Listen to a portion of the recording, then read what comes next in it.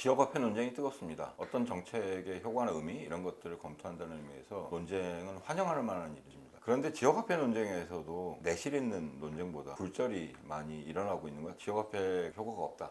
이런 식의 조세원의 보고가 이재명을 겨냥했다. 혹은 뭐 여기에 대한 이재명 지사의 반응에 대해서 이재명의 권위주의, 잠재적 독재자의 성격이 있다. 뭐 이런 식의 이야기가 그런 것 같습니다. 그래서 지역화폐가 뭔지 이걸 좀 제대로 짚어보는 일이 필요한 것 같고, 그래서 오늘은 정치경제연구소 대안의 유승경 부소장님 모시고 말씀 좀 나눠볼까 합니다. 유승경 부소장님 나오셨습니다. 예, 안녕하세요.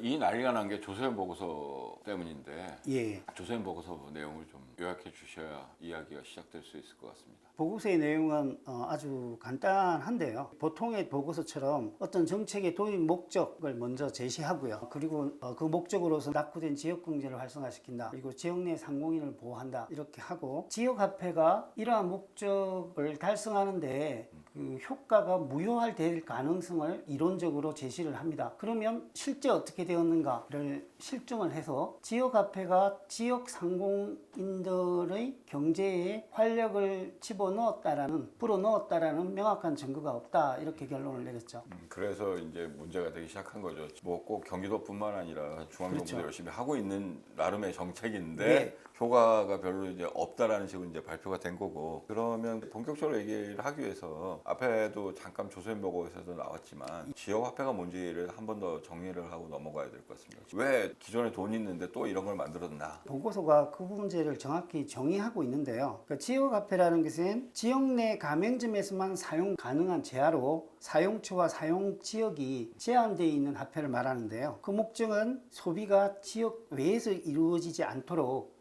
해서 지역 경제를 활성화하는 것, 그리고 대형마트에서는 사용할 수 없도록 해서 지역 내 상공인을 보호하는 것, 이 두 가지 목적을 위해서 지자체들이 도입하고 있는 유사화폐, 대체화폐라고 할 수가 있죠. 지역화폐가 뭔가를 말씀해 주셨는데 거기서부터 곧바로 그 필요성이 나오네요. 어쨌든 예. 지역 경제가 어렵다. 그리고 그렇죠. 그 중에서도 소상공인 혹은 뭐 영세 자영업자라고 우리가 부르는 사람들이 어렵고, 그래서 그들을 좀 더 지원하고 후원하기 위한 거다. 이게 이제 지역화폐의 뭐 필요성 이렇게 볼 수 있는데, 예. 경기도하고 이재명 지사가 어쨌든 뭐 과민 대응했다라는 사람도 있고 잘 대응했다 이렇게 말하는 사람도 있는데, 대응의 일단 뭐 방식 말고 대응 논리부터 좀 얘기를 해주시죠. 어떤가요? 제 생각에는 조세현 보고서는 이론적인 측면에서나 뭐 실정적인 측면에서 사실 몇 가지 한계가 있지만 경제 연구자의 입장에서는 충분히 제기할 수 있는 문제였다라고 생각을 하고요. 그 아까 말씀하신 것처럼 어떤 정책을 도입했는데 그 효과가 있는지 없는지를 따져보자. 이거야 뭐 너무 당연한 거 아닌가요? 지금 현재 지역화폐가 널리 보급될 계획으로 있기 때문에 거기에는 중앙정부의 국가 재정도 들어가기 때문에 이제까지의 성과를 평가해 볼 필요가 있는 거죠.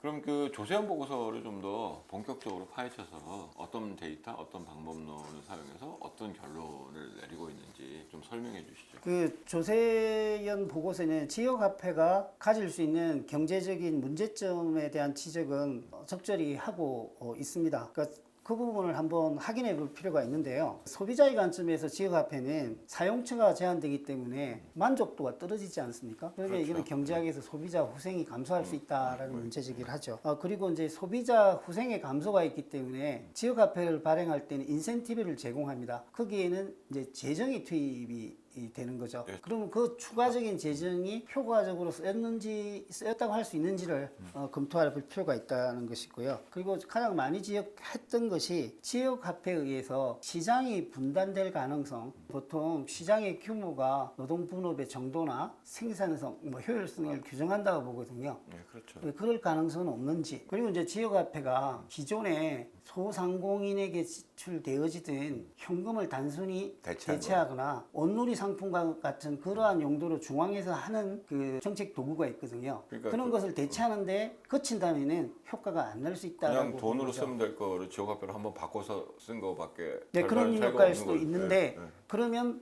실제 실제 어떤가를 따져본 거죠. 그런데 2018년까지 자료를 에서 보니까 실제 효과가 나타나지 않았다라고 이제 결론을 내린 거죠. 예, 알겠습니다. 그런데 지역화폐가 실제적으로 많이 지급되는 것은 코로나 위기로 인해서 지급된 재난지원금이지 않습니까? 최근에 그 그렇죠. 재난지원금이 지역화폐로 주어지면서 큰 효과를 봤다라는 것이 현장에 있는 정책 담당자의 판단인데 그것과 상당히 동떨어지니까 당연히 반발할 수 있는 거죠. 조세의 평가는 그렇게 별 효과가 없다, 혹은 없을 가능성이 크다, 뭐 이런 얘기고 이렇게 평가가 크게 엇갈리는 이유가 뭡니까? 사실 정책이 나왔을 때 그것을 실정적으로 검토하는 데는 충분한 자료가 있어야 되는데 그 충분한 자료가 있는 것이 조세현의 입장에서는 2008년까지밖에 없었고 2018년. 예. 2018년까지밖에 없었고요. 근데 경기도가 현장에서 느끼는 것은 최근까지의 상황이기 때문에 그 평가가 크게 엇갈렸다고 봅니다. 물론 당연히 학문적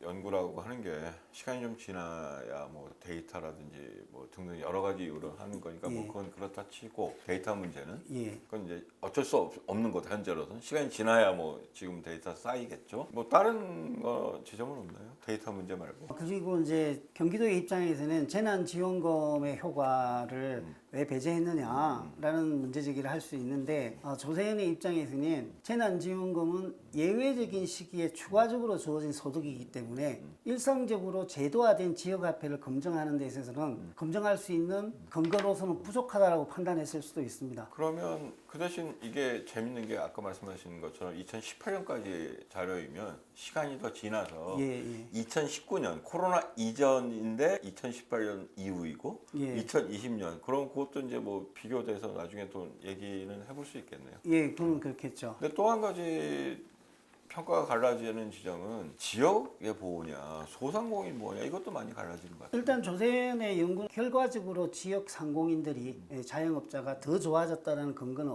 없다라는 건데 그 이전에 전제로 분석했던 이론적인 것을 보면 상공인 지원에 소상공인 지원에 대한 검토보다는 주로 지역적 분단의 문제에 초점을 맞추고 있죠. 그것은 지역화폐라는 이름 때문에 착각이었는지 아니면 자신들의 관점이 많이 투영된 것인지. 지는 모르지만 소상공인 지원의 역할 문제에 대한 분석을 소홀히 한 것은 분명합니다. 그리고 또 다른 문제도 있지 아니 뭐 문제라기보다는 이제 연구의 초점이 다른 거 아닌가?